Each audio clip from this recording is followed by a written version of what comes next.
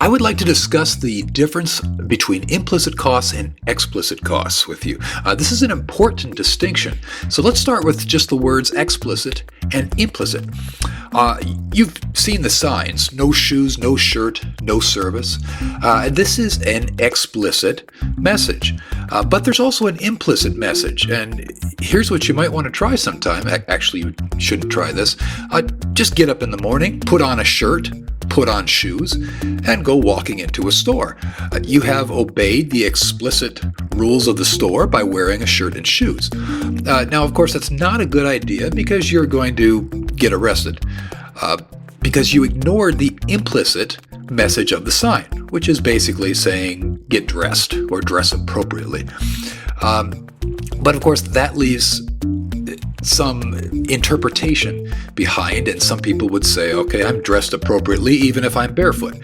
So there's an implicit message and there's an explicit message, and they're both needed so that the store can have the clientele dress the way they want. So it's similar with costs. There's an explicit cost, which is the price of the item that you went into the store to buy. It's explicitly stated on the item, $19.99. That's the cost. Then when you go up to buy it, what you find is there are some implicit costs. First of all, that's not the amount that you pay. There's actually tax on top of that. Okay, well, that can be calculated if you know that in advance, so that's kind of explicit. But then there's also the time that it takes you to actually go to the store and buy the item. Time is not free. There's a hassle of having to go and find it, maybe work your way through a crowd, and other miscellaneous costs involved with this.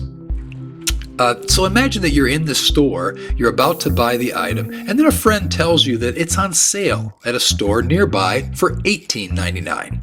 It's just a 5-minute walk to the next store. What do? Well, you can focus on the explicit, or you can count all costs. Many people decide to focus on the explicit savings of $1 and they walk to the next store. They'll feel good about not paying more than they had to, and that they got something on sale. In their minds, they win.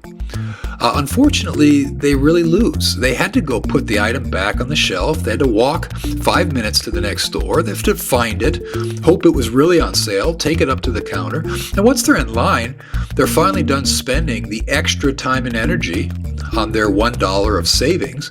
And it probably took them 10 minutes in total. Now, $1 in 10 minutes is $6 per hour. So if that's a good rate of pay for you, then congratulations on your new job. But my time is worth more than that, so I would just buy it at the first store. Plenty of other examples exist. This is just a small one, but it illustrates the main point here.